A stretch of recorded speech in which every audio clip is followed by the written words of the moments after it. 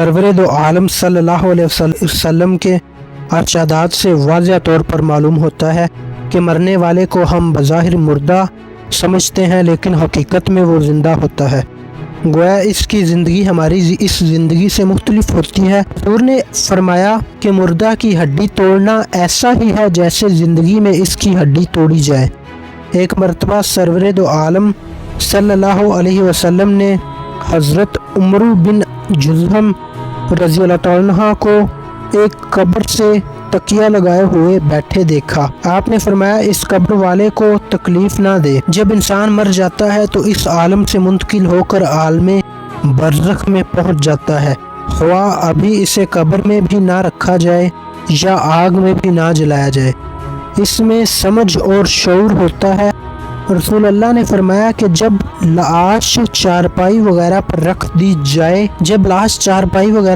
دی جاتی ہے، اس کے بعد قبرستان لے جانے کے لیے لوگ اسے اٹھاتے ہیں، تو اگر وہ نیک تھا تو کہتا ہے مجھے جلد لے چلو، اور اگر وہ نیک نہ تھا تو گھر والوں سے کہتا ہے کہ ہائے میری بربادی، مجھے کہاں لے جاتے ہو؟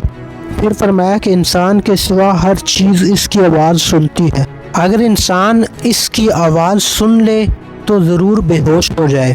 موت کے بعد سے قیامت قائم ہونے تک ہر شخص پر جو زمانہ گزرتا ہے اسے برزخ کہا جاتا ہے۔ برزخ کے لغوی معنی پردے اور آڑ کے ہیں۔